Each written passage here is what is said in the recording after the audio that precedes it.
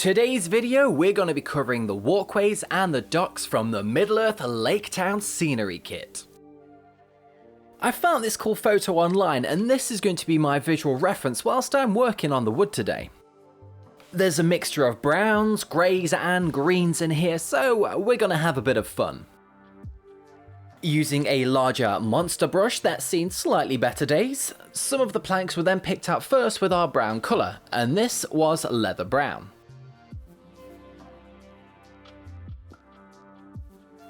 It doesn't matter too much for the first couple of stages if we get any paint onto another plank, as it will just add to the effect of it being a bit random and wood-like. We're also not going to worry about little details like the fish, because we'll leave details like that for a later video. So we will just focus on the wood today. But we will return to Lake Town with more videos, just to make sure that I cover as much as possible. The second colour for our planks of wood is Dungeon Grey. And again, we're just picking out some more of the random individual planks that's on the walkway. The intention at the end of this is to have a variety of colour, which will then be used as a base coat for when we apply our washes and our oil colour later on. And to finalise our wooden patchwork, we're going to use some oak brown next. And again, just go over some more of those planks. However, you can leave some of the original undercoat still present, because that will just give us our fourth colour. So make sure that you leave one or two here or there. You can do this technique not just for Lake Town but other scenery kits as well, and if you've got any kind of D&D taverns or Wild West saloons, if you want a bit of variation for the wood, then it's just something a little bit more fun and different rather than just spraying something brown and then dry brushing it a lighter brown and cream. I just decided to add one more element before we move on to the washes, and that was to accentuate some wood grain effect on our sculpt. Using an older manky brush, the bristles were sprayed out a little bit so that it could cover a larger surface area that little bit quicker. And a whole bunch of lines were just added onto the planks of wood, following the direction of the sculpted grain. Now this process doesn't take as long as it first seems, however you might want to grab a cup of coffee just to keep you going.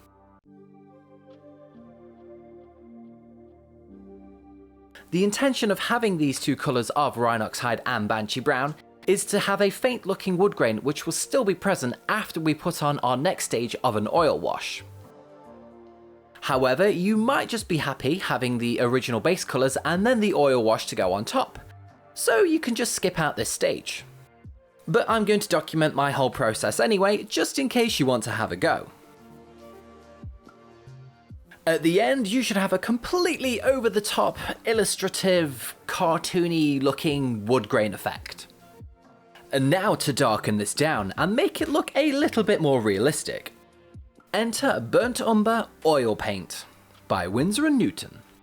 And some White Spirit to not only thin down the oil paint, but also to clean the brush at the end. The nice thing with oil paints is that you need very little to work with. So a small blob was put onto the palette, and then this was heavily watered down with our White Spirit to create a wash. And just to make sure the consistency is what I wanted it to be, I just tested it on the bottom of the miniature where it won't be seen. And then it was just slathered on. I just want to say, watch out when you're in the market for oil paints because some of them do take a long time to dry. However, this one that I did pick up is a fast drying oil paint. And this wash that I created here did take around about half an hour or so to dry. And in good old Art Attack fashion, here's one that I made earlier. It's the first time that I've used oil paints on miniatures in this way, and I'm fairly impressed with the end result. It looks pretty realistic, and we've got a few different variations of wood colour in there.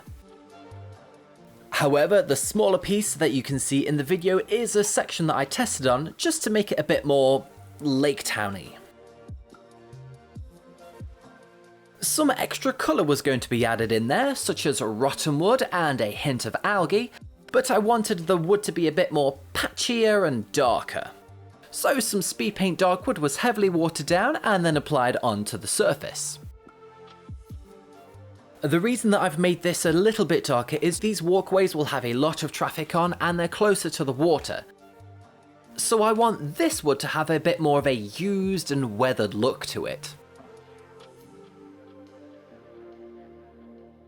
I also used a makeup brush to feather out the edges of this paint. And this is the comparison to our previous stage. It's a little bit darker, right?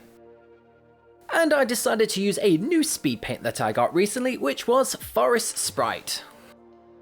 And this brightish green paint was a perfect colour to add some algae to our wood. There was quite a decent amount added to the upright supports for the docks and the walkways, as this is mainly where the water is going to be touching the wood. And this is the perfect place where you're going to have that build-up of algae. But then I thought, why just stop there? Let's actually have a little bit on top of the walkway as well, just to add a little bit more colour variation and a bit more interest to the overall look. I can just imagine it now, having a number of walkways and buildings done in this style is going to look pretty cool. So it's going to be interesting to see how this project develops as I add more and more elements to it. Now, going back to the reference picture, I can see that the green areas where the algae deposits are have a few shades of green on them. So that's exactly what we're going to do next. This green moss by Soilworks is something that I wanted to try out. It's a pretty vibrant colour and quite alien-like, so hopefully it won't be too extreme for our wood. I also wanted to intensify the green a little bit more on the struts or legs of the walkways as well. So I just added a smaller amount towards the bottom of each one. Now I have to say at this point, as you're watching it, it does dry a little bit darker than what it is whilst you're putting it on. So if you do end up using this product, then just do one layer first, let it thoroughly dry, and then if you want to do a second, then you can do. Once it's completely dry, we can now do a side-by-side comparison of the current walkway and the one that we did just before we added our speed paint and the moss effects. And I'm pretty happy with the way that this is going. But I thought that the walkway was just a little bit too green and brown for my liking. So I decided to add some discoloration and a little bit of wood rot by using an ash grey paint and an impeccably poor looking brush. I applied this paint by using a couple different methods here. The first off was just to simply use the tip of the brush and to poke some random shapes into place. Especially on the tips of the struts and also on the edges of the walkway itself. I just wanted to create a slight random pattern here and to make the wood look like it's seen better days. The second method was to ever so slightly water down the paint and then just pull the brush along the grain of the wood.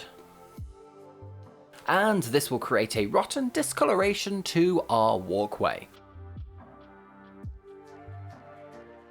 I also purchased this moss and lichen product from Vallejo a little while ago, and I wanted to give it a go and see what it could do.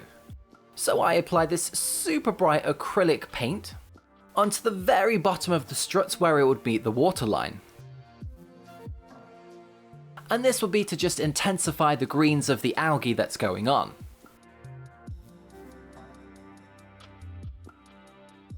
I'm really liking the overall look, and I think this is my favourite product of the video so far. And I'm pretty sure I'm going to be using quite a lot of this on the overall project.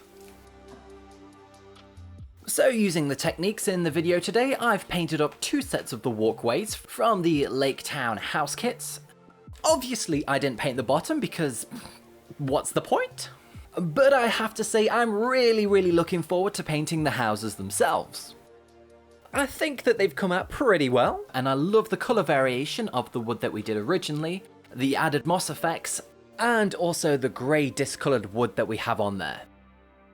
For playability, you can see that good and evil models stand out quite nicely. I even used the same techniques and painted the 2 outhouses as well that come with the kits. The tiles on top will be done at a later date when we do the houses, but for now, all the decking and walkways are done.